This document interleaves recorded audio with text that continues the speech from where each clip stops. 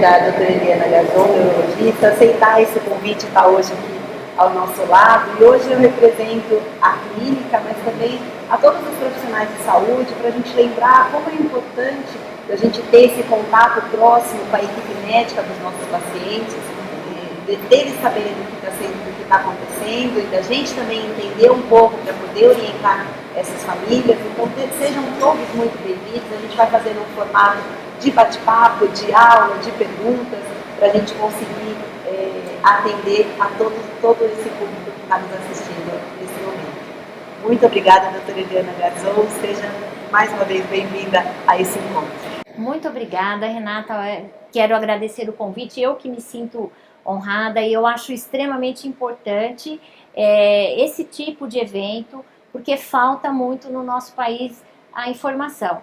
E quando as pessoas têm a informação correta, uma informação de qualidade, faz muito mais sentido, né, eles seguirem seu tratamento, eles trazerem as informações importantes para o seu diagnóstico e para a condução do tratamento. Então tudo vai fluir de uma forma muito melhor. Obrigada a todos que vão nos assistir e nós aguardamos as perguntas e vamos tentar utilizar uma linguagem, né, que os nossos pacientes e as famílias consigam nos entender. Então, você que vai representar as famílias, se eu falar algum termo que esteja muito fora, me peça para traduzir, tá bom? Muito bem, então o que eu separei aqui, né, são algumas formas de epilepsia na infância, alguns tipos, os mais comuns, para que a gente possa, então, discutir e debater e tirar as dúvidas dos nossos pacientes. Muito bem, então acho que nós vamos projetar a aula, né, aqui, são as epilepsias na infância, e eu separei alguns tópicos a serem abordados, né, e esses tópicos seriam algumas definições que muitas vezes as famílias, os pacientes nos perguntam, né, uma crise epilética é a mesma coisa que convulsão? E epilepsia, e crise febril, crise focal, crise generalizada. Então eu vou mostrar essas definições, né? Eu vou falar um pouquinho das epilepsias autolimitadas, o que elas são, que são aquelas que têm idade para começar, eu falo, tem idade para começar, idade para terminar, né? As refratárias e duas síndromes mais raras, a de West e a de Dravet. Muito bem, então começando por crise epilética. O que é uma crise epilética, né? Uma crise epilética é quando eu tenho um sintoma decorrente de descargas neuronais anormais e exageradas. Então, o nosso cérebro, vou mostrar um vídeo para todos entenderem, né? Aqui, então, seria a representação dos neurônios, né? Os neurônios com as suas sinapses, né? Esse vídeo vai começar a correr aqui, nós vamos soltar o vídeo e a gente vai ver aqui o que acontece o tempo todo, as descargas neuronais acontecendo, né? Então essas descargas neuronais, elas são registradas no exame que é o eletroencefalograma. Então aqui o vídeo já está correndo para a gente ter uma ideia, isso está acontecendo o tempo todo. Então, quando por algum motivo essas descargas acontecem de forma exagerada e anormal, eu tenho um sintoma.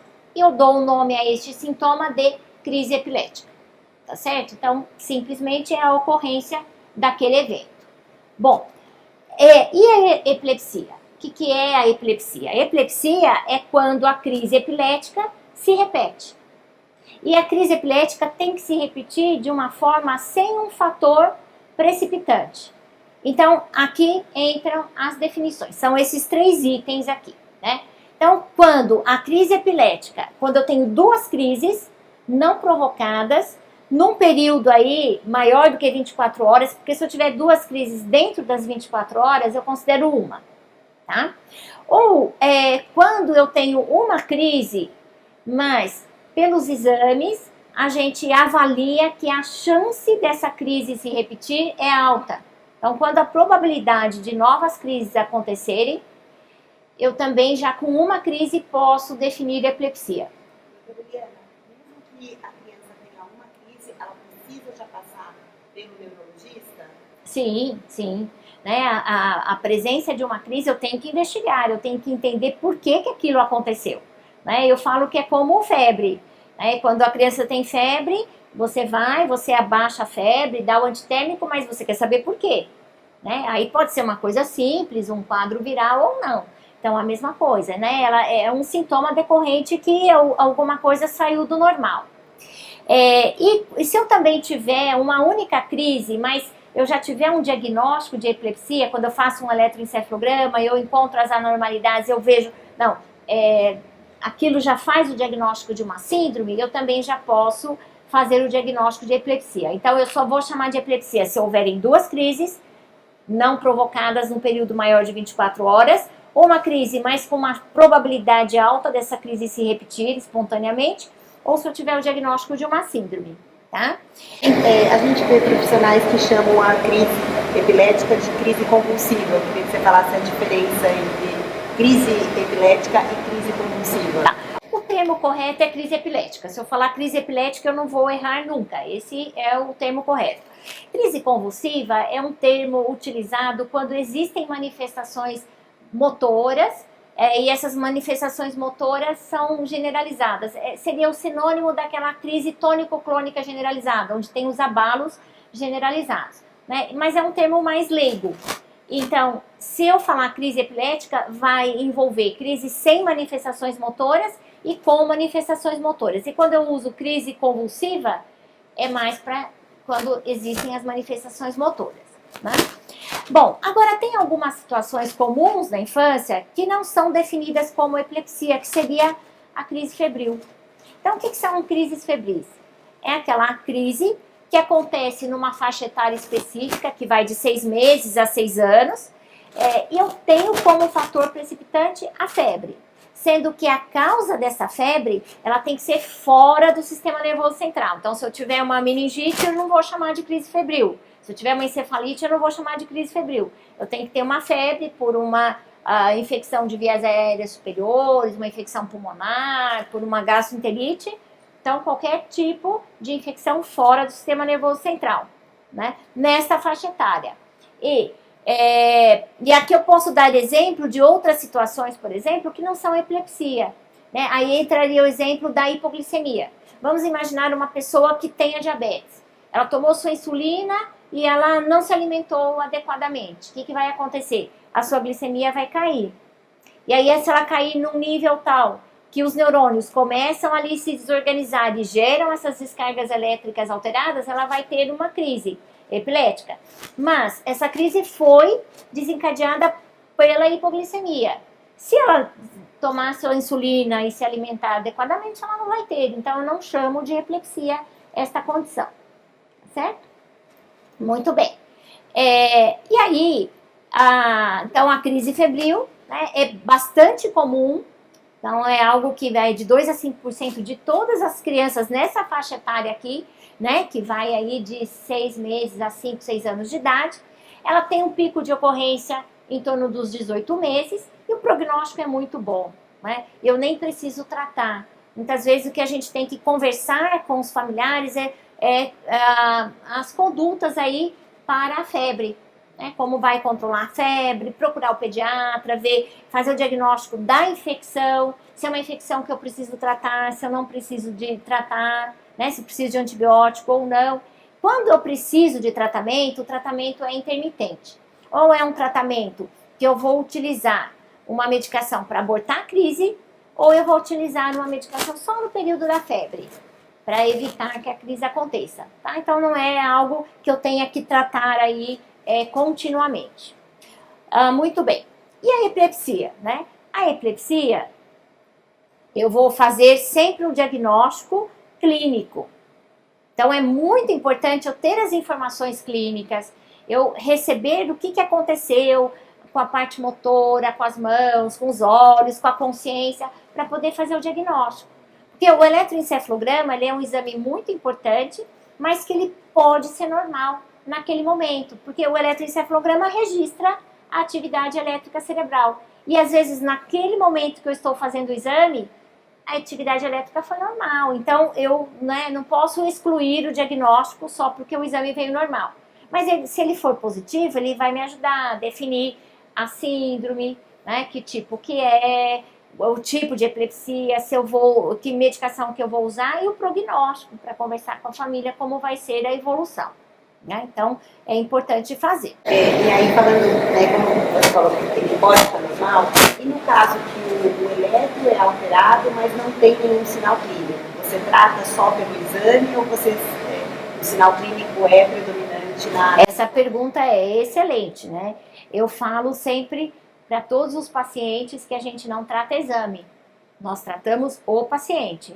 Então, eu tenho que integrar a alteração do exame com a clínica, conversar, é muito importante, assim, orientar a família e fazer algumas perguntas, porque às vezes ele está tendo pequenas crises e os pais não perceberam, né? Então, se o exame vem alterado, eu tenho que ter uma discussão bastante, assim, detalhada com os familiares para ter certeza de que não tem clínica. Se não tiver clínica, eu não trato o exame, tá?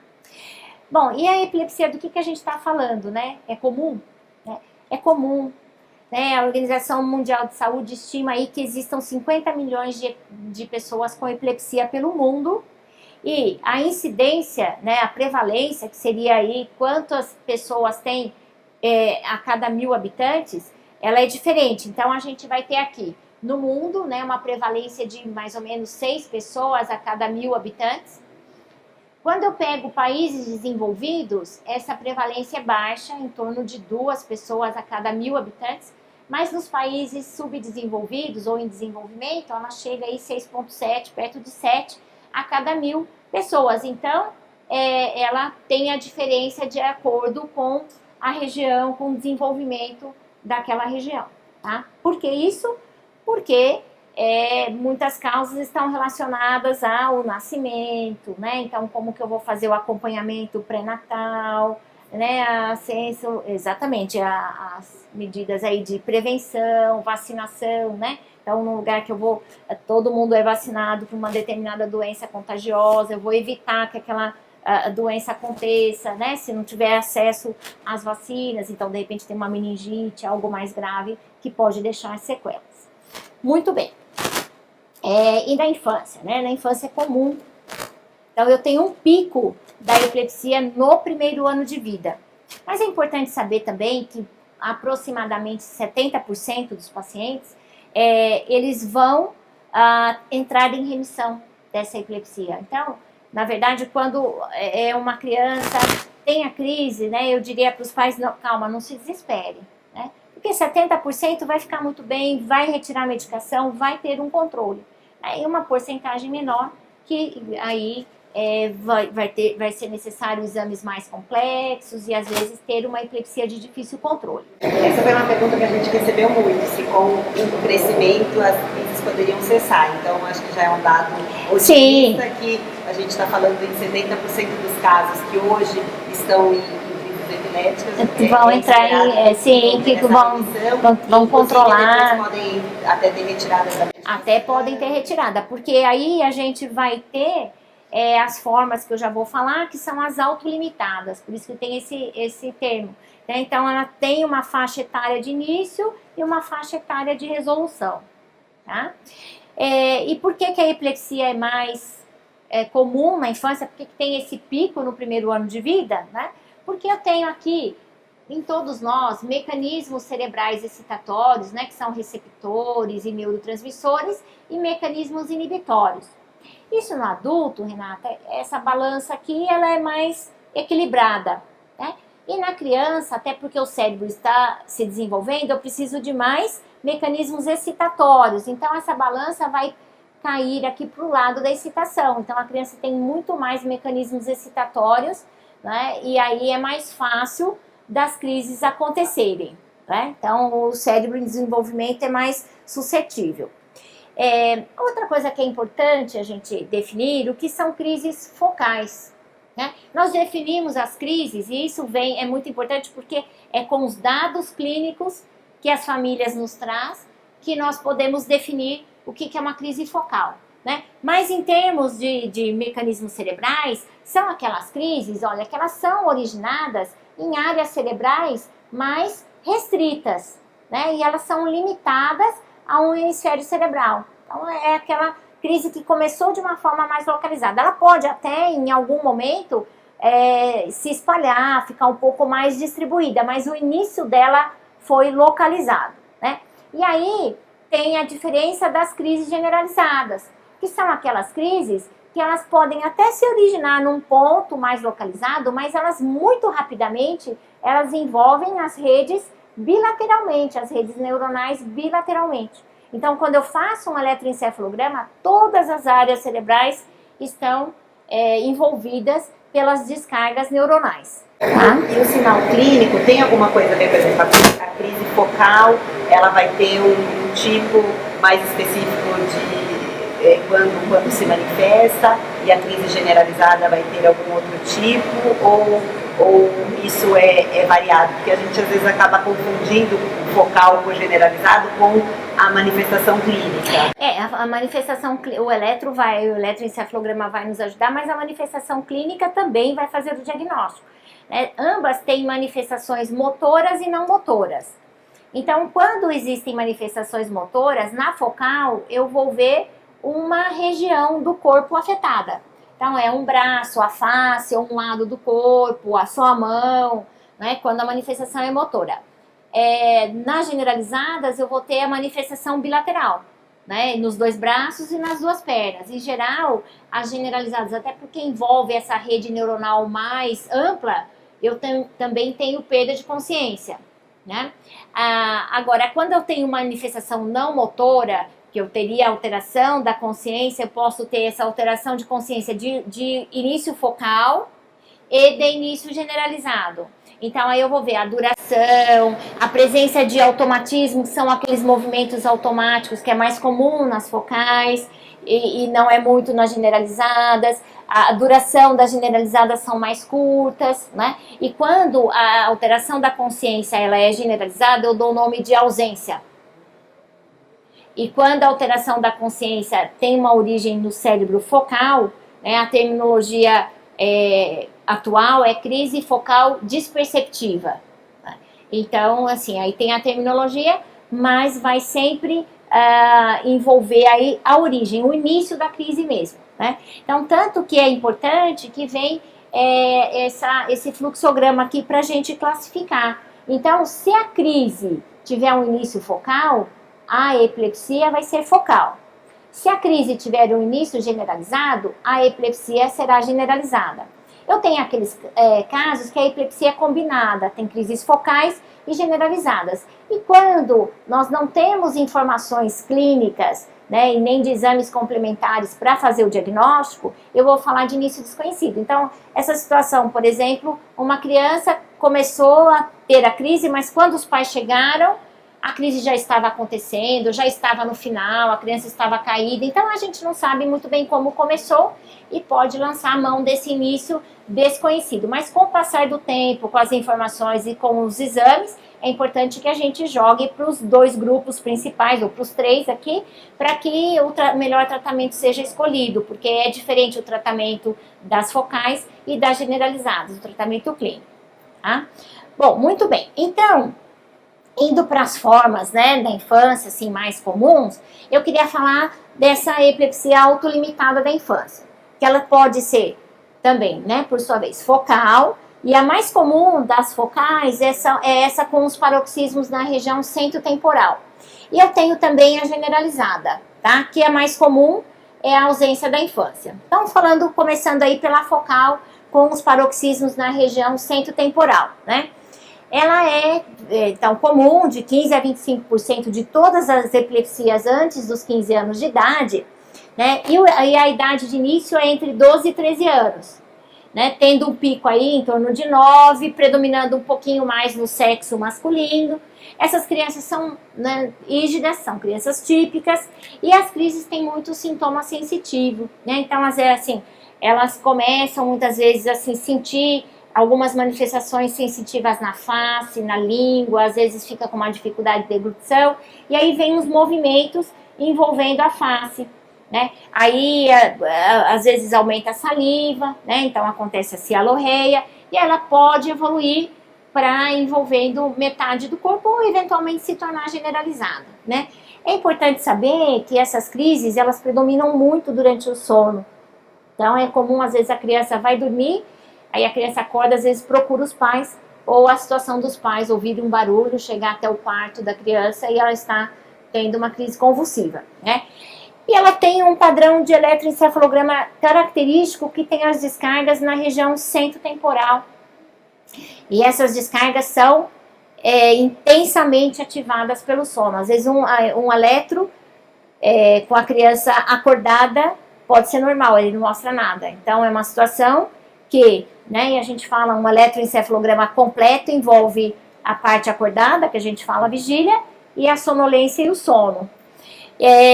São crises que têm um controle muito fácil com os fármacos antiepiléticos. Tem crianças que têm poucas crises, se discute até a necessidade ou não de tratamento. Aí vai depender da duração e do número de crises, né? Uma pequena porcentagem, as crises são mais frequentes e na adolescência as crises vão desaparecer, que é a pergunta que você me fez, e o eletroencefalograma se normaliza, né?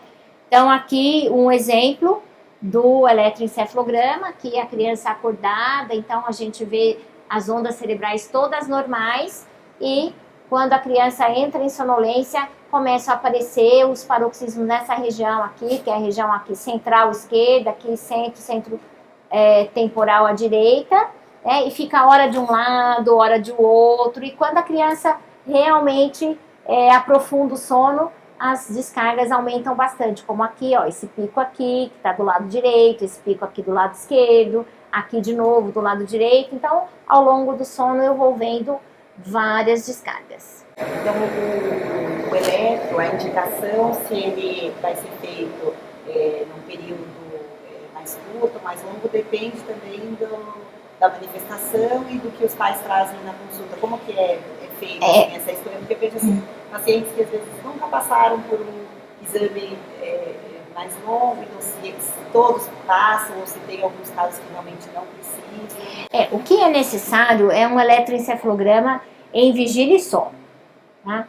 Assim, só em vigília ele não vai, às vezes, mostrar, né, coisas importantes que o sono vai mostrar. E o sono facilita o aparecimento das anormalidades. Então, eu preciso de vigília e sono. E tem um padrão internacional de duração mínima de 30 minutos. Então, dentro desses 30 minutos, eu tenho que ter a parte dormindo e uma parte acordada.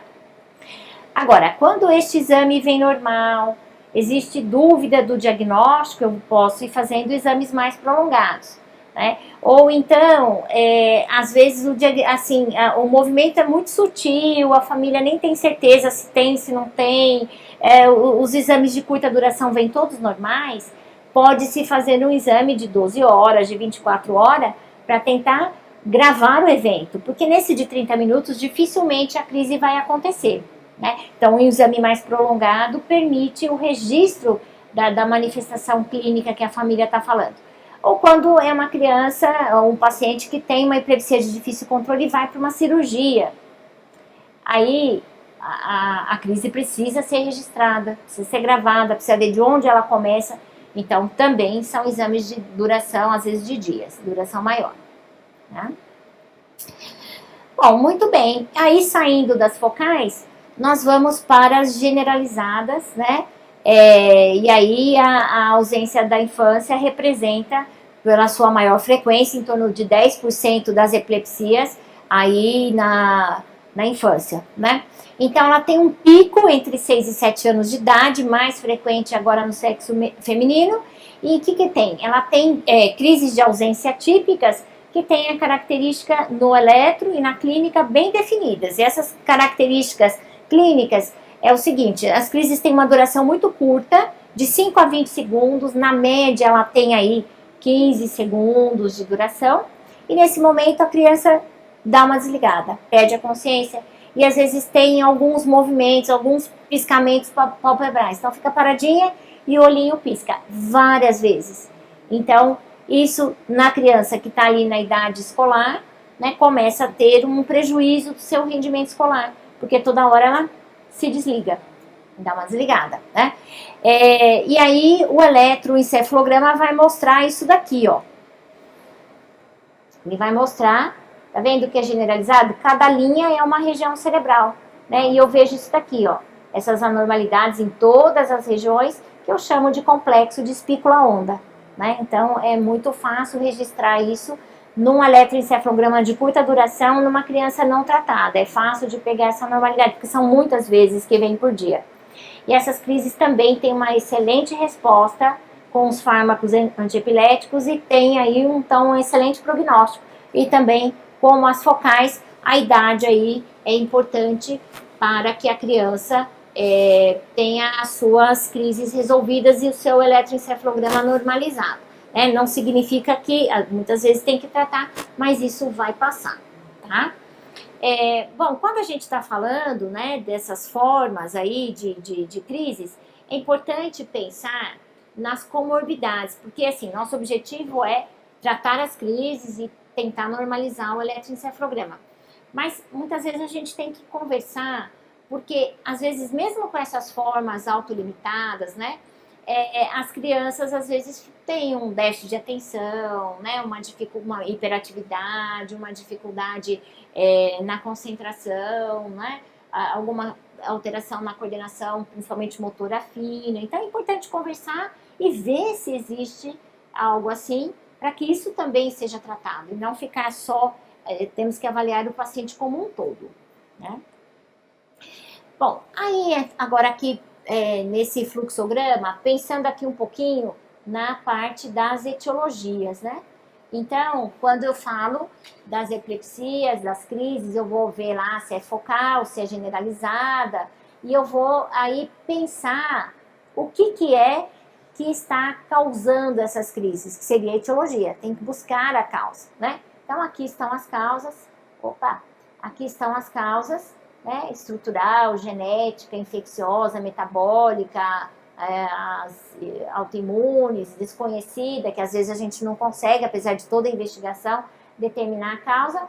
Uma causa importante ou mais frequente seriam as causas estruturais, né? Essas causas que eu vou encontrar anormalidades na ressonância.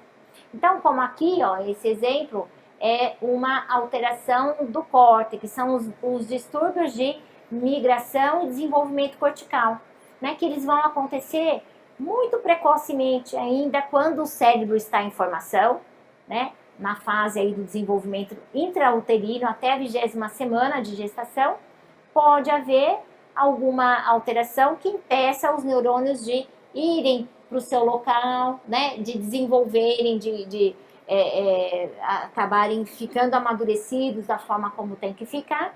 Então, eu acabo vendo depois, isso causa crises epiléticas, e eu vejo na ressonância alteração do sinal, eu vejo espessamento do córtex, né, um borramento entre o córtex e a substância branca, calcificações, né, quando também tem as infecções, né, intrauterinas. O Zika vírus, Isso, né? que deu muitos desses sinais de calcificação e também do desenvolvimento, né? Os distúrbios de migração, do desenvolvimento cortical. Então, aqui, por exemplo, quando eu vejo um cérebro, veja aqui um normal, né? Que quando eu tenho todas essas voltinhas, né? Que são os giros, aqui eu vejo um cérebro mais liso e mais espesso. E quando eu vejo as voltinhas, os giros, eles são muito pequenininhos, então eu chamo isso de polimicrogiria ou paquigiria, né? E muitas vezes isso, lisencefalia, isso aqui é bilateral, né?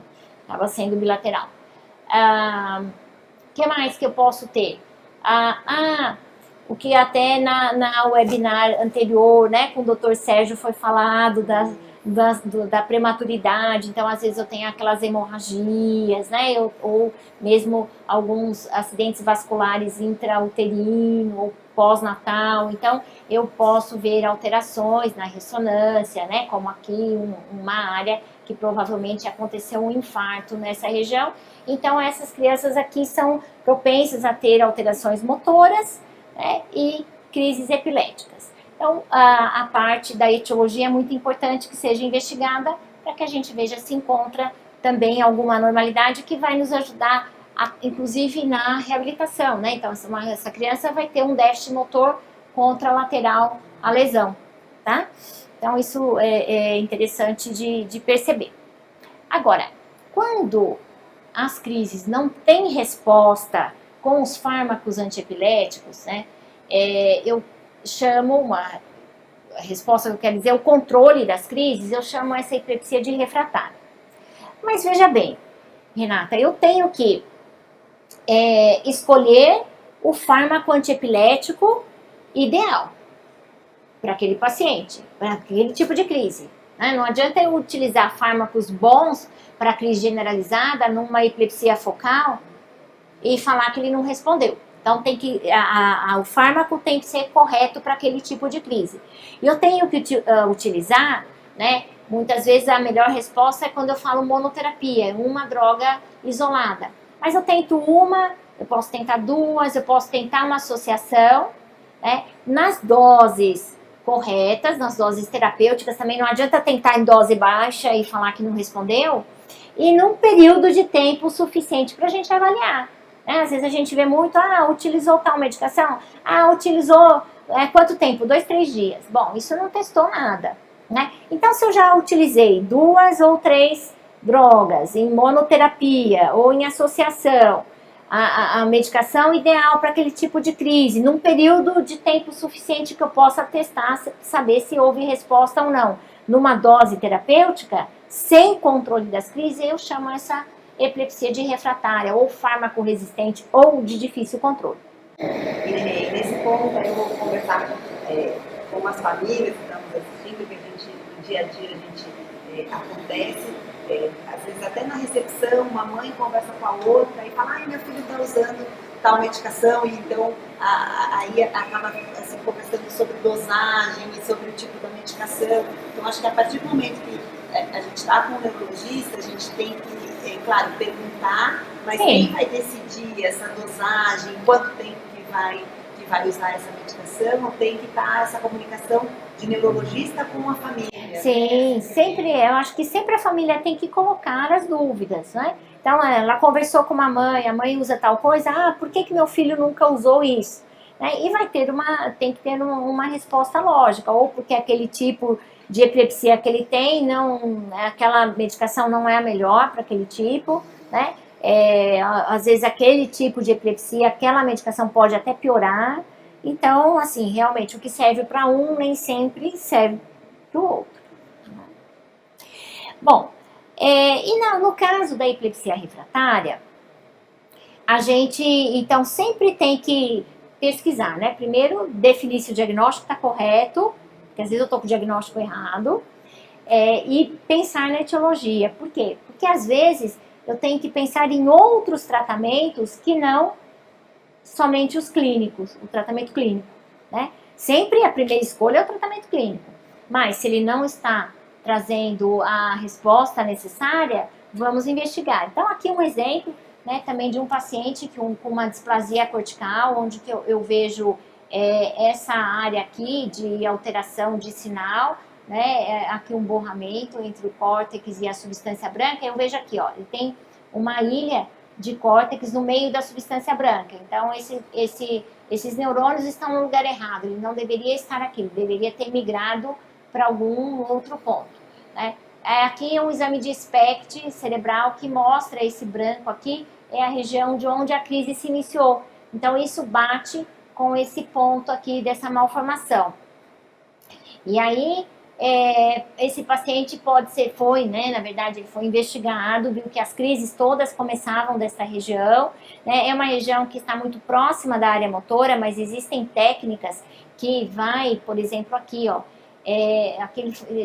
colocou-se eletrodos, né, aqui na região frontal, e eu vejo aqui, esse em vermelhinho aqui é a área motora da mão, esse laranja aqui, amarelo, é a área motora da face, e a crise começa aqui, ó, dessa região em preto. Então, eu tenho aqui uma distância, né, bastante razoável entre a área da face e a área da mão e do braço, do membro superior, para que essa área que gera a crise seja ressecada pelo neurocirurgião, né? E aí aqui a gente vê a ressonância, ó, a área ressecada, e a criança a área motora está mais aqui embaixo, então vai ficar muito bem sem os déficits. Então, se a epilepsia for refratária, eu tenho que investigar ver possibilidades de outros tratamentos além do tratamento com os fármacos antiepiléticos. Quanto tempo que a gente tenta, doutora Eliana, o tratamento com os fármacos? Porque a gente tem, assim, na nossa prática clínica, crianças que estão há 4, 5 anos em crise, já tentaram todo tipo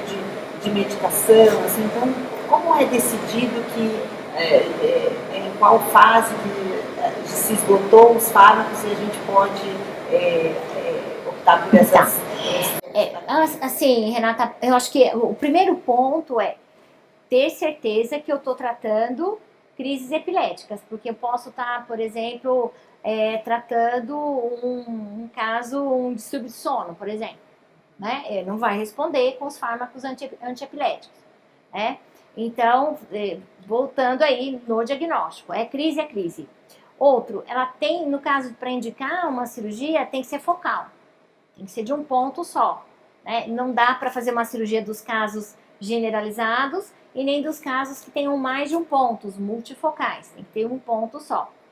E aí eu vou testar aquilo que eu falei, eu vou pegar um bom medicamento para crise focal e eu vou aumentando a dose progressivamente, né? E vendo a resposta. Então eu também tenho que usar um certo período, sei lá, uns 6 meses, né? Depende muito da frequência das crises. Se eu tenho uma crise a cada 3 meses, se eu usei 2 meses e não teve crise, não deu tempo da crise acontecer. Então talvez eu tenha que usar 6, 9 meses para poder ver se aquela crise que acontecia a cada 3 meses sumiu. Se ele tem crises diárias, o tempo é mais curto, né? Aí eu utilizo um, não respondeu, eu troco, vou para o segundo, não respondeu, eu posso ir para uma associação, não respondeu, e tudo está muito localizado numa área que permite a cirurgia, então vamos indicar, né?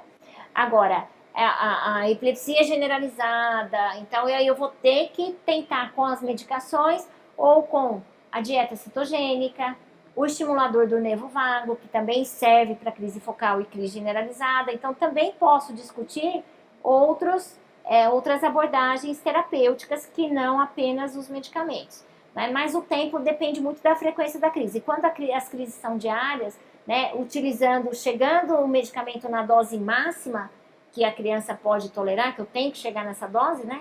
Não posso só falar que não respondeu com dose baixa.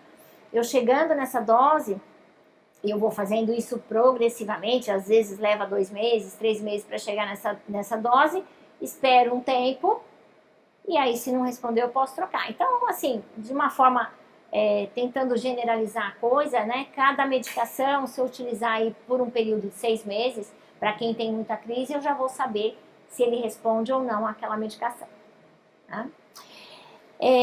Aí, saindo um pouquinho aí dessas formas focais, que, né, poderíamos pensar em tratamentos cirúrgicos ou outros tratamentos, eu tenho o que eu chamo de encefalopatia epilética ou encefalopatia do desenvolvimento. O que é isso? Isso é quando, por exemplo, esse eletroencefalograma, né, cada um desses picos são descargas cerebrais, são paroxismos epileptiformes que eu chamo. E se eu olhar aqui, ó, ao longo do tempo, eu vou vendo isso aqui de forma contínua, tá? Então, tem crianças que têm isso o tempo todo, principalmente durante o sono. Então, faço 2 horas, 3 horas, 5 horas, 6 horas, 12 horas de exame, o tempo todo eu tenho isso daqui, né?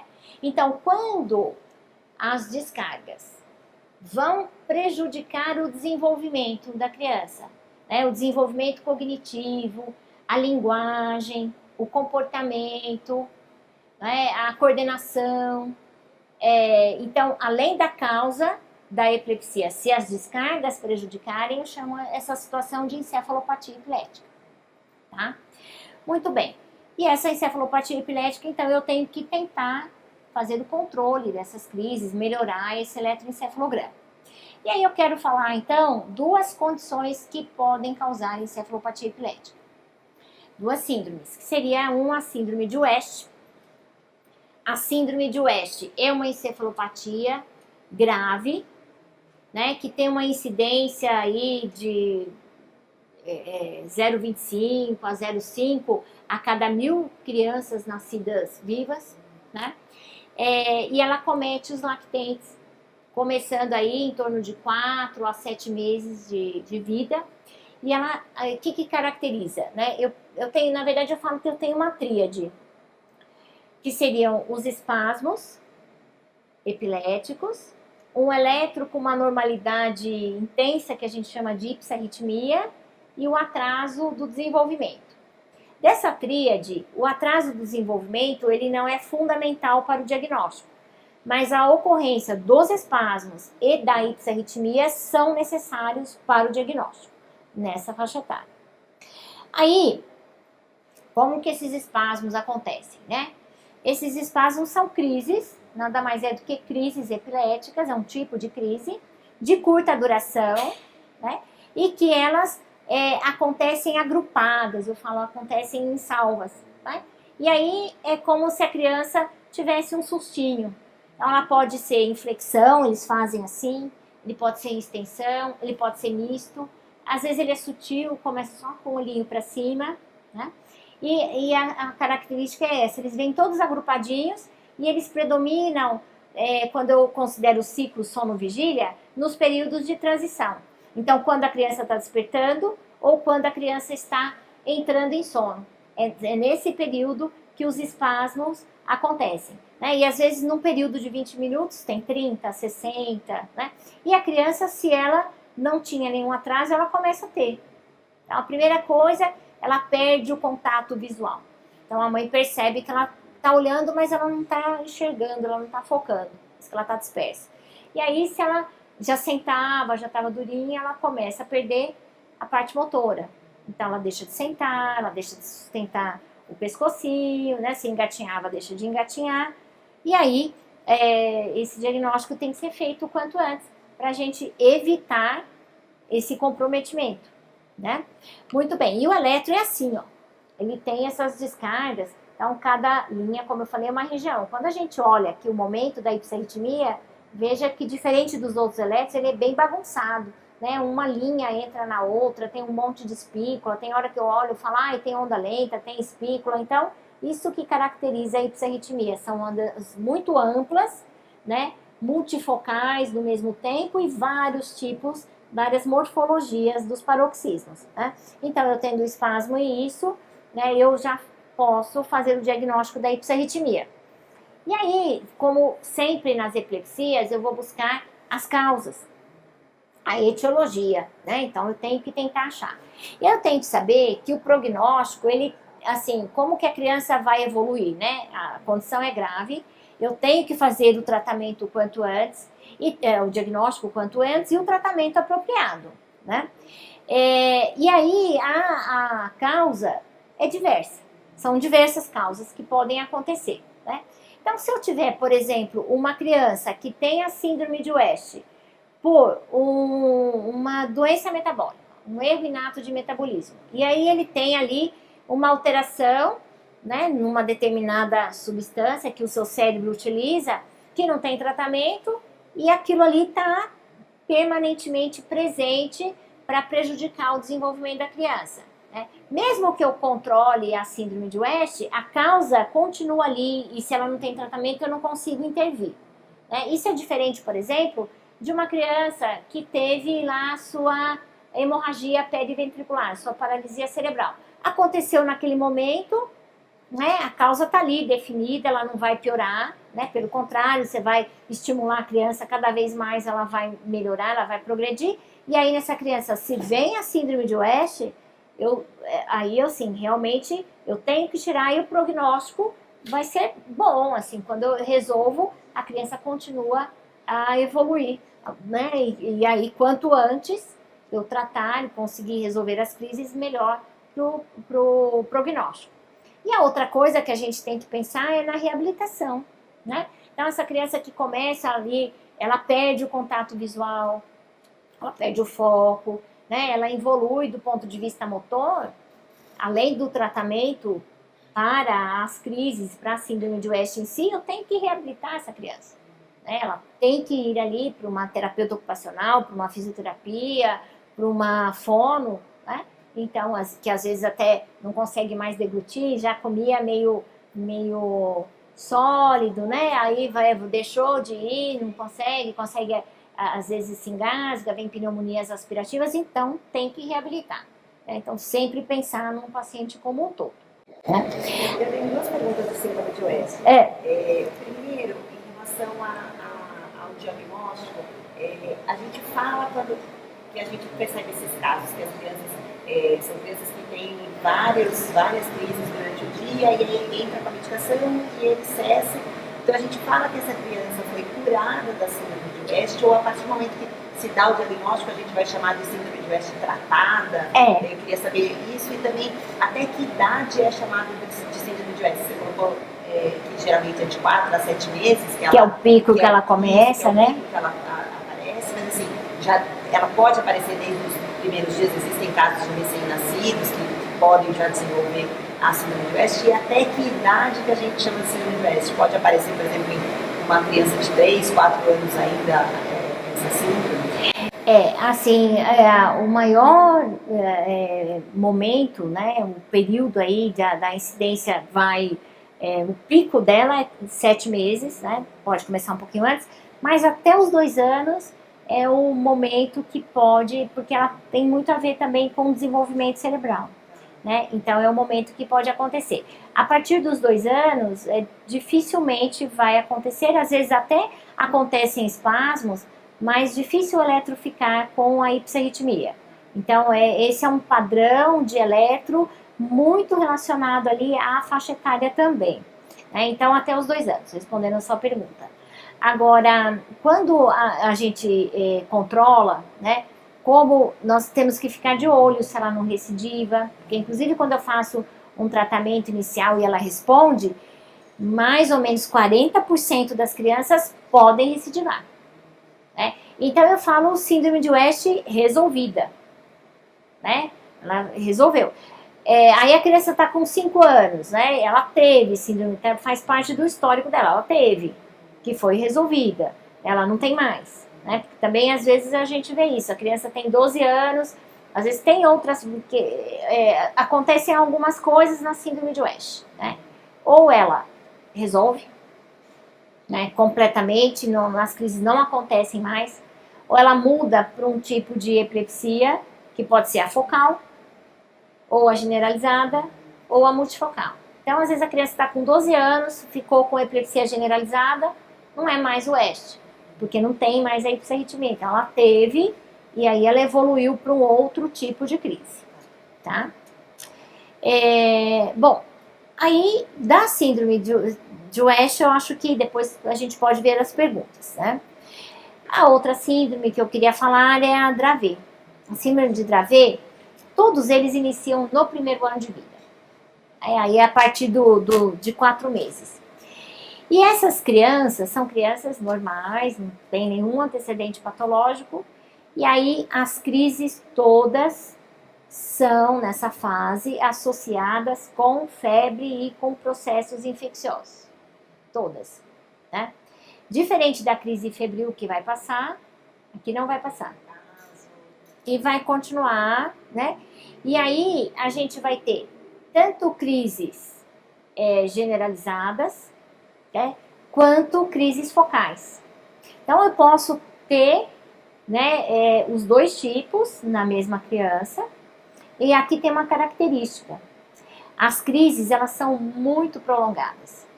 E às vezes elas evoluem ou configuram o estado de mal epilético.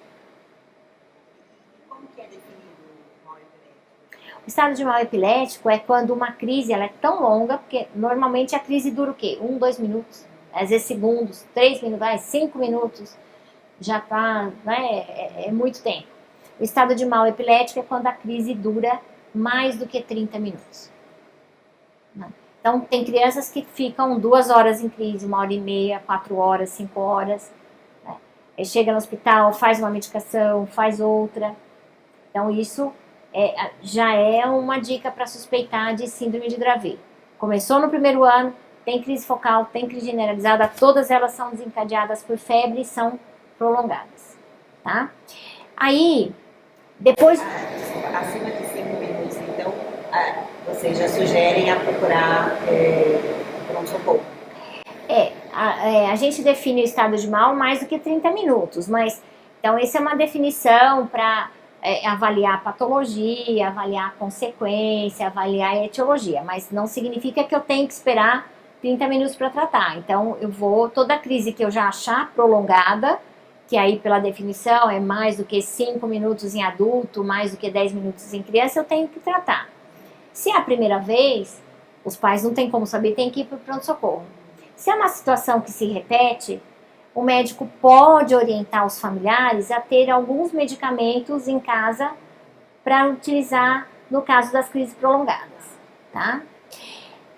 No caso do Dravet, depois de um aninho, dos 12 meses de vida, outras crises vão acontecendo e algumas crianças têm muito as crises mioclônicas, que são os abalozinhos, né?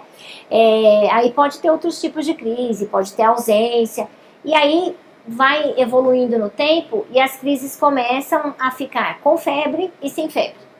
Diferente da crise febril, que, né, só febril, crises curtas e vai melhorando. Aí, aqui então, o que a gente fala? Que a gente fala que o Dravet é esse tipo que eu tinha falado de combinado, porque ele tem crises focais e crises generalizadas, né? E aí, a parte do desenvolvimento da criança também acaba sendo comprometido pela síndrome, que também a gente vai visualizar isso melhor depois do primeiro ano de vida. Então vem a ataxia, né, que é aquela incoordenação, aí às vezes a criança para andar ela não consegue andar muito bem equilibrado, né, andar com a base mais alargada, né, vem alguns sinais aí piramidais, então você vai vendo um reflexo mais exagerado, um pouco mais de hipertonia, né, o atraso da linguagem, ou a dificuldade na evolução da aquisição da linguagem, alterações de comportamento, hiperatividade, déficit de atenção. Então, assim, também vem todo um quadro aí do ponto de vista de desenvolvimento que tem que se diagnosticar e ficar atento para isso, para orientar o que fazer, né, com esse quadro, não é também só o controle das crises. E aí, com o passar do tempo, né, a gente fala que ela tem essa fase de início, por volta aí de 2, 3, até 4, 5 anos de idade, são muitas crises, às vezes muitas internações, e depois as crises tendem a dar uma amenizada e, né, tendem a melhorar. A parte assim, do desenvolvimento também tem que se trabalhar muito nessa fase inicial, né? A incoordenação, a ataxia também dá uma melhorada, mas eu tenho que prestar atenção aqui nessas duas particularidades que eu até coloquei aqui, ressaltei em vermelho, né? Que seria o tratamento das crises e a reabilitação da criança, né? No tratamento das crises, por que acontece a síndrome de Dravet? Essas crianças têm uma alteração, uma mutação num gene que controla a entrada do sódio dentro dos neurônios. Então, os nossos neurônios, para dar aquelas descargas elétricas que eu mostrei, tem várias substâncias entrando e saindo, né? E uma importante é o sódio, o íon sódio. E como que esse íon sódio entra dentro do neurônio? Ele entra através de uma passagem, como se fosse um portão, que nós damos o nome na medicina de canal, né? E esse portão, o controle desse portão, dele abrir e fechar, ele é dado por um gene. Aqui só para exemplificar, o gene, quando vai fazer o diagnóstico, a gente vê aquelas letrinhas, porque o gene é o quê? É uma sequência de aminoácidos, né? Então vai fazer, quando faz o diagnóstico, a gente pede o sequenciamento desse gene. Então, se um aminoácido tiver invertido, né, ele teria que estar numa posição, ele não está aqui, ele foi lá para frente, ou ele inverteu com outro, ou faltou, né, o gene ficou um pouquinho mais curto, teve uma deleção, perdeu um pedacinho, né, aí o gene fica alterado. Né? E o canal do sódio, que é esse portão, né, como que é esse canal? É esse aqui, ó. Aqui é uma representação, né? Então, aqui seria o canal no estado fechado. Então, é como se fosse uma fechadura com a chave. Então, aqui a chave está na fechadura, né? E aqui está bem apertadinha a passagem da fechadura. Então, ele está fechadinho. Mas o tempo todo ele tem que abrir e fechar, né? Então, a chave sai da fechadura e essa parte aqui fica mais alargada, né? aí o íon sódio entra. Aí ele entra, né, ele causa a descarga neuronal que tem que causar, e depois de alguns milissegundos ele tem que fechar. Tá? Aí o que vai acontecendo? Aí vai, novamente, essa porção, a chave volta para a fechadura, e essa porção aqui no meio do canal, do portãozinho, também fica mais estreita. Né? Então esse é o funcionamento normal, isso vai automático. E é coordenado por esse gene, que a gente chama ele de SCN1A. Se esse gene está alterado, o que acontece? A abertura e o fechamento ficam desordenados. Né? E aí, quando vem a febre, quando vem a infecção, isso, né, acaba se alterando bastante, aonde vem as crises. Então é importante saber disso. Por quê? Porque aqui a gente vai saber, vamos dar uma olhadinha nesse vídeo, ele é rapidinho, né? Como que os medicamentos, os fármacos antiepiléticos, eles funcionam. Então, alguns deles, né, por exemplo, aqui, os benzodiazepínicos, os benzodiazepínicos e os barbitúricos, né, e até o levetiracetam, eles funcionam nessa parte aqui do neurônio que a gente fala que é o terminal inibitório. Então, eles facilitam a inibição. Então, quem tem muita descarga, eu tenho que utilizar a inibição. Então, tem que melhorar a inibição. E tem alguns outros fármacos, vamos dar uma olhadinha nesse vídeo, que eles facilitam, eles tentam bloquear a excitação, né? E os fármacos, eles têm alguns múltiplos mecanismos de ação, mas tem alguns, por exemplo, a carbamazepina, a oxcarbazepina, a fenitoína, a lamotrigina, eles são bloqueadores desses canais de sódio voltagem dependente, que é o que eu mostrei, que no Dravet está alterado.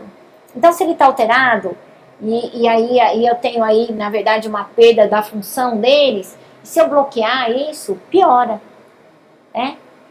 A escolha errada da medicação pode até piorar se for exatamente, desse descompasso da inibição, da excitação. Tem algumas formas, assim, de Dravet, algumas formas, tem vários subtipos de canais, né, que eles têm um aumento da função. Aí até tudo bem utilizar esses fármacos, mas para o Dravet não. Para o Dravet, se eu utilizar esses fármacos, vai piorar. Então eu tenho que saber que eu preciso evitar carbamazepina, oxcarbazepina, fenitoína, lacosamida, lamotrigina, que eu posso piorar essa criança, ela vai ter mais crises, né? A outra particularidade do tratamento é que, como as crises têm a tendência a serem muito longas, eu tenho que deixar com os pais aí uma medicação de resgate, de SOS, né? Para até eles conseguirem chegar num pronto-socorro. Às vezes não precisa, eles abortam a crise em casa. Aí a melhor medicação assim que mais chega no cérebro de uma forma mais rápida são os benzodiazepínicos, né? E o que se utiliza muito no pronto-socorro é o diazepam na veia, tá? Então eu deixo com os pais diazepam, midazolam, clonazepam, mas não dá para usar na veia em casa, então eles vão usar retal, bucal ou nasal. E aí cada criança se adapta melhor com um ou outro, né? E também depende da crise. Às vezes eu vou dar uma coisa na boca, a criança fica com a boquinha travada, saliva muito, não consegue. E aí, assim, tem algumas formas, né? Por exemplo, o nasal, que é interessante, porque, assim, a medicação, o que ela vai? Ela vai pegar um complexo de veias, né? Vai ser absorvida por essa rede venosa, por esse complexo venoso. Por exemplo, o retal, né? Tem um importante. Nasal, tem outro. E aí, quando eu utilizo a medicação intranasal, eu, além desse complexo de vasos que vai absorver a medicação, eles podem passar através dos receptores do nervo olfatório, né? Que é onde nós sentimos o cheiro. E aí aqui tem uma lâminazinha, que é toda furadinha, a lâmina cribiforme, e aqui o bulbo olfatório. Então a medicação vai por aqui, pelas terminações nervosas e pela parte venosa, indo pela corrente sanguínea. Então às vezes é interessante saber disso, né? Inclusive até às vezes a criança chega no pronto-socorro, é difícil de ter veia, então lá pode ser feito nasal ou retal, né? E aí, aqui pensando mais do que nunca na síndrome de Dravet, nas comorbidades, porque é muito comum essa criança ter todo um comprometimento, como eu falei, do seu desenvolvimento. Então, essa criança, isso tem que ser diagnosticado e tem que ir para a reabilitação, né? E avaliar a cada momento o que é necessário, né? Então, aí seria essa outra particularidade do tratamento, né? Então, seriam essas. Pensando aí na mutação desse canal, né, desse gene que controla esse canal, eu tenho aí, assim, uma variabilidade grande de manifestações clínicas, né? Existem casos de crises febris que têm a mutação. Só que tem um prognóstico excelente a crise febril, nem é considerada epilepsia, como eu falei, né? Já o Dravet teria um prognóstico aí, né, assim, intermediário, tem casos mais graves. Então, eu diria assim, mesmo dentro do Dravet, eu tenho um espectro, né? Então, é importante para os pais saberem também que nem sempre é tão catastrófico, tão grave assim. A gente tem um espectro, tem casos mais leves, casos médios, casos mais graves. Tá? Qual o exame para detectar essa mutação? É um sequenciamento genético. Pode pedir através do painel de genes para epilepsia, pode pedir, se tiver um forte diagnóstico clínico, o sequenciamento do gene SCN1A. É com a amostra de sangue ou até com um swab na bochecha. Tá? Bom, e por fim, assim, pensar, né, é interessante aqui se esse vídeo rodar, que aqui um exemplo, né, de como seria nosso cérebro, né? É tudo interligado, é uma rede, né? Uma coisa junto com a outra. Então, quando a gente divide, né, assim, parece que tá tudo tão bonitinho, tão dividido, em termos didáticos, em termos de diagnóstico, mas pensar que às vezes eu tenho uma coisinha localizada e envolve uma rede extensa, né? Então, a importância de sempre pensar na criança, no paciente como um todo, né? Não é só aquela forma de crise, só aquela forma de epilepsia. Eu tenho que considerar tudo como um todo. Muito bom. Muito obrigada, doutora Eliana, por toda essa exposição, explicação. E agora a gente pode fazer as perguntas. Vamos lá. Sim. Eu acho que tem um último slide que é a doutora Eliana agradecendo. Acho que é uma foto de um... Sim, do evento, né? Então aqui seria do Purple Day, né? Que é, assim, comemorado ou lembrado no dia 26 de março de todos os anos. Esse ano, por conta da pandemia, infelizmente, não houve esse evento, mas normalmente tem uma caminhada na Avenida Paulista. Antes, nas semanas antecedendo, tem vários eventos, né? Então, aqueles que têm os seus talentos, esse ano teve uma exposição dos quadros na LESP. Então, assim, é uma forma... é um momento que existe a conscientização de que a epilepsia é uma doença como outra qualquer.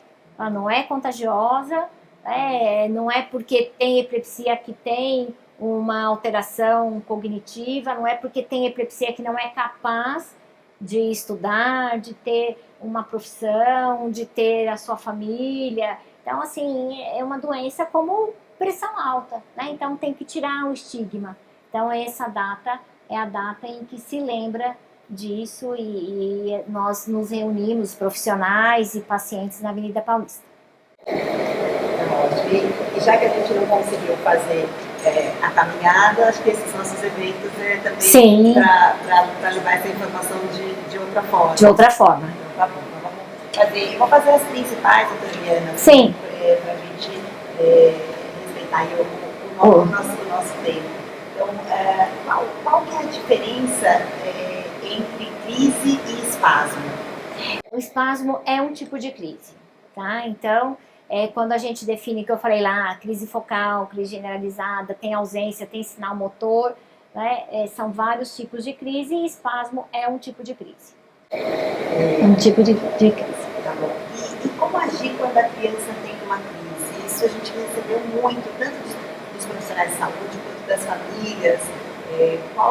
Como a gente pode auxiliar, ou o que a gente não pode fazer nesse momento que a criança está tendo uma crise? Assim, a gente tem que sempre tentar pensar em proteger, né? Então, vamos proteger a criança, fazer com que a criança não bata a cabeça, não caia, não fique, às vezes, numa situação que facilite ela engasgar, né? Então, sempre proteger a cabeça, quando, se tiver com alguma roupa, algum adorno, tirar o adorno, cronometrar o tempo e lembrar de nunca colocar nada na boca, né? Porque tem um tabu de que a língua enrola, a língua não enrola. Então, colocar na boca, abrir, às vezes existe uma manifestação motora intensa que quando alguém coloca o dedo vai machucar tanto a criança que está tendo a crise quanto a pessoa que está colocando o dedo na boca para desenrolar a língua, né? Então a língua não vai enrolar, ela não vai sair do lugar. Então não pôr, tem gente que acredita, põe cheirar álcool que volta, não, isso pode, né, cair nas mucosas, no olho, machucar. Então é só proteger, né, colocar numa posição confortável, ficar vendo, tendo certeza que a criança não está muito virada para se sufocar. Durante a crise, quando ela é generalizada, com aquelas manifestações motoras, lá para o final vai aumentar a salivação. Então, lá no final da crise, quando a salivação aumenta, eu coloco de lado, mas é importante cronometrar o tempo, né? Se tem um tempo mais de 5 minutos, então essa situação aí, se já tem o diagnóstico, vai fazer uma medicação nasal, retal, né, bucal, ou se não tem diagnóstico, eu vou pedir ajuda, eu vou para um hospital, né? Se é uma pessoa que não conhece o caso, que está ali na rua vendo alguém, né, não sabe, então deu tempo, deu mais de 5 minutos, chama o SAMU, né, para ter ajuda médica. Tá? Tem como a gente saber se a pessoa está consciente ou não está consciente no momento da crise, ou a criança, se ela está consciente ou não? Eu vejo algumas famílias que ficam chamando a criança, que ficam tentando falar com a criança, aí eu queria saber se isso pode ser um fator assim, de talvez até desencadear, ou se é importante de fazer esse acalento no momento da crise. Assim, o que a gente orienta, né, às vezes até para crianças maiores, adultos, quando você fica restringindo muito, porque às vezes depois da crise vem uma confusão, né?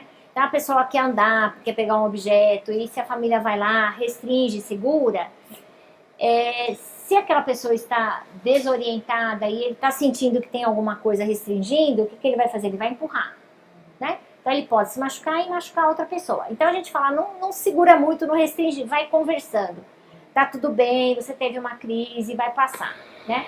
E às vezes o médico quer saber, perde a consciência ou não perde a consciência. Quando a criança fala, entende, você pode dar alguns comandos, né?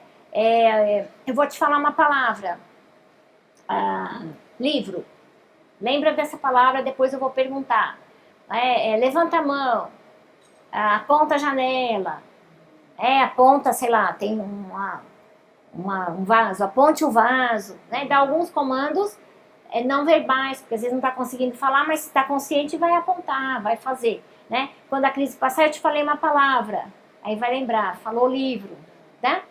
Agora, se a criança não sabe falar, é muito pequenininha, não tem como. Às vezes a gente fica com... Você pode pegar um brinquedinho e pôr na frente, ver se ele acompanha, né? Se ele não acompanhar, ele tá ali paradinho com o olhar perdido. Se ele tá acompanhando, talvez ele não tenha perdido a consciência. Mas a gente nem usa muito critério consciência numa criança muito pequena, porque a gente não sabe se ela perdeu ou não. É difícil de testar, né? Então a gente até, se ela ficar muito paradinha, a gente usa a palavra hipomotora, uma crise que ele fica ali meio congelado, tá? Mas, assim, em algumas situações, quando você fica falando, fazendo um estímulo muito alto, às vezes aborta a crise mais rapidamente. Tem situações que isso acontece. Então não atrapalha ficar chamando, não atrapalha. O que não vale é ficar pegando, restringindo, apertando, né? Ao contrário, deixe à vontade. Né? Crianças com prematuridade, paralisia cerebral são um bom exemplo. Então o cérebro fica mais sensível. Então aquele barulho que normalmente você escuta uma buzina, você escutou, você pode até estar distraída e falar, me assustei, mas você não faz isso. Então essas crianças, essa resposta dele àquele barulho, ela é exagerada. A gente chama isso de startle. Então quando tem aquele barulho, ele responde com um susto, vamos dizer assim. Então nem sempre isso é crise. Isso é importante porque não adianta ficar dando muito remédio, vai melhorar conforme a criança amadurece e eu tenho que tratar com uma reabilitação, eu tenho que usar técnicas neurosensoriais, né? Tem criança que dá o toque, o cachorro late, então tudo isso tem que ser trabalhado, eu não posso falar pro irmão, não encosta, não fala, não, né? E é interessante que a maioria, quando isso acontece, não é nem a intensidade do estímulo, é o fator surpresa. Então, se ele está ali, ele não está esperando o cachorro late, ele se assusta. Mas se o cachorro já está latindo, ele não se assusta mais, né? Então, se às vezes a gente conversa com a criança, olha, eu vou pegar isso daqui, vou encostar em você, eu vou trocar sua roupa, né? Você já vai preparando, se antecipa, também não tem tanto susto, né? Então, o correto é trabalhar com as técnicas neurosensoriais para melhorar essa hipersensibilidade e avisar a criança. Agora, existem algumas crises que são desencadeadas por esses estímulos externos, né?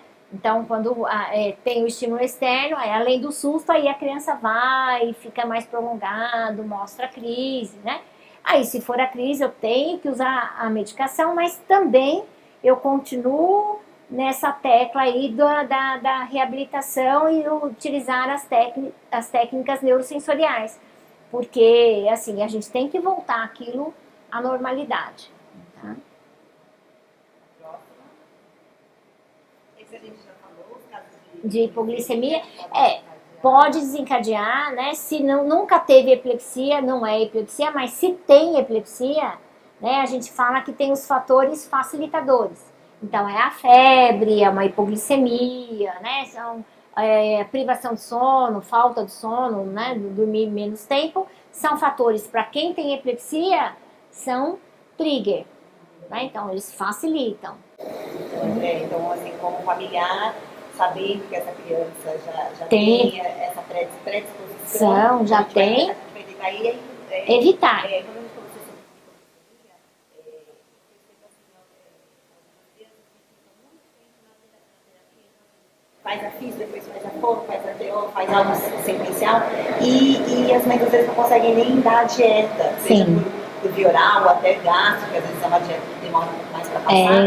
Então, a gente tem que sempre lembrar, né, que antes da reabilitação também tem a questão alimentar, de sono, quantas alterações epiléticas que podem acontecer por conta de privação de sono alterado. Então, não adianta a gente estar na reabilitação sem antes ter cuidado desse... Sem dúvida, inclusive também você às vezes tem uma criança que não se alimenta muito bem, está muito, né, de baixo peso, e você vai fazer uma reabilitação intensa, ela também vai gastar, tem um gasto energético que às vezes ela não tem.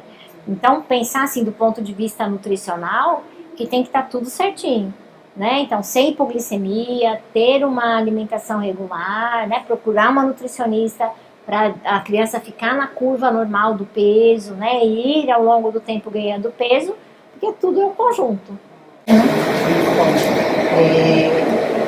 A gente falou, pode colocar a próxima, na verdade a gente vai passar essa. A gente falou um pouquinho, né? A gente está falando sobre o dispositivo de VMS, mas ele é indicado para epilepsia refratária? Ele é indicado para epilepsia refratária, e aí pode ser tanto para as crises focais quanto generalizadas, né? É um dispositivo que parece um marca-passo, igual aquele marca-passo de coração, de quem tem arritmia, é para epilepsia. Então ele é colocado também do lado esquerdo, aqui embaixo do músculo peitoral, e o eletrodo fica no nervo vago, que é um nervinho que fica aqui no pescoço, né? Não fica nada externo, é tudo interno, e ele vai estimulando esse nervo vago, que por sua vez o nervo vago tem conexões com áreas cerebrais mais internas, né, as áreas talâmicas, e dali espalha para o cérebro, como aquela animação que eu mostrei da epilepsia generalizada. E aí pode ajudar no controle. É importante saber que nunca se promete que com o estimulador do nervo vago o controle vai ser 100% das crises. Ele vai melhorar em até 50% o número de crises, mas não vai ser 100%. Mas para quem tem uma epilepsia muito grave, é um dado que vem aí né, uma técnica que venha reforçar e pode melhorar muito a qualidade de vida. Às vezes diminuir o número de medicamentos, às vezes a criança estava muito sonolenta, com muitos remédios, aí vem o estimulador, dá uma melhorada. Ele vem com um dispositivo que quando a crise começa, um imã, né, um magneto, a família encosta, e aí naquele momento ele dispara uma corrente. Então às vezes é aquela coisa, né, tá tendo várias crises, eu não tenho o que fazer, tem o magneto para tentar abortar aquela sequência de crise ou aquela crise prolongada. Então, em muitos casos é indicado e ajuda sim. Então, para a nossa última pergunta, a gente recebeu várias outras perguntas, doutora Eliana, mas eu acho que tem muita coisa que a gente já respondeu, né? E aí, para a gente também não prolongar o nosso tempo, porque a nossa vontade é ficar perguntando, assim, acho que tanto dos profissionais de saúde quanto dos familiares, perguntar muitas coisas, assim, mas acho que também tem muita coisa que você vai escrevendo, né? Eu vi que vocês têm um blog. Sim, a gente vai respondendo, né? Então, assim, se eventualmente ficou alguma questão... As pessoas podem mandar, você pode nos passar, e podemos marcar um outro dia só de perguntas e respostas. Ótimo, muito bom. Então, assim, uma que também a gente recebeu bastante, que acho que a gente podia encerrar com essa, que a gente vai falar se as crises só controlam com medicação e se elas podem cessar com o crescimento, como que, assim, até para a gente deixar aí como mensagem final, como que a gente classifica, assim, se elas realmente cessam ou não cessam, como que é a sua... Então, assim, tudo depende do tipo, né, do tipo de epilepsia. Então, quando elas entram naquelas caracterizadas que eu falei que são autolimitadas, então o crescimento, sem dúvida nenhuma, vai nos ajudar, porque elas têm a idade para terminar, né? Tem aquelas que são da infância, terminam na adolescência, tem algumas da adolescência, algumas persistem na vida adulta, mas outras terminam também aí no início da vida adulta. Então, se for desse tipo, certamente o crescimento vai nos ajudar. É claro que o crescimento também, como eu falei, o cérebro imaturo, ele tem mais mecanismos excitatórios, então o amadurecimento cerebral também nos ajuda, né? Em termos até de caracterizar melhor e de repente os medicamentos funcionarem melhor. Agora, quando eu tenho uma forma, né? Por exemplo, eu tenho ali uma lesão, a lesão está ali, né? Não tirei, ela está presente, né? Assim, só o crescimento não vai ajudar, então eu preciso do medicamento, então depende, mas o que eu queria deixar de mensagem, assim, que num primeiro momento, né, sempre que a gente fala, a gente bate muito na tecla das epilepsias de difícil controle, né, mas essas de difícil controle, pensar assim em termos de estatística geral, elas são a minoria, né, a maioria tem um excelente resultado com os medicamentos, né? Então, acho que o que a gente precisa aí é do diagnóstico correto, do tratamento correto, e se tiver alguma comorbidade, ou seja, alguma outra manifestação além das crises, também precisam ser diagnosticadas e precisam ser tratadas. Então, como mensagem, sempre olhar o paciente, a criança, o adolescente, o adulto, como um todo. Né, como está a vida dele, está prejudicada, como está o sono, como está a alimentação, como está a nutrição, o que mais que ele apresenta, como estão os medicamentos, tem efeito colateral, conversa com o médico. Né? Conversa com o médico, discute, olha, não tinha muito sono, agora tem, ou era tranquilo, agora ficou hiperativo, será que é da medicação, será que não é? Né? Então, acho que tem que pensar assim, a gente tem que tentar a melhor situação possível em todos os aspectos da vida.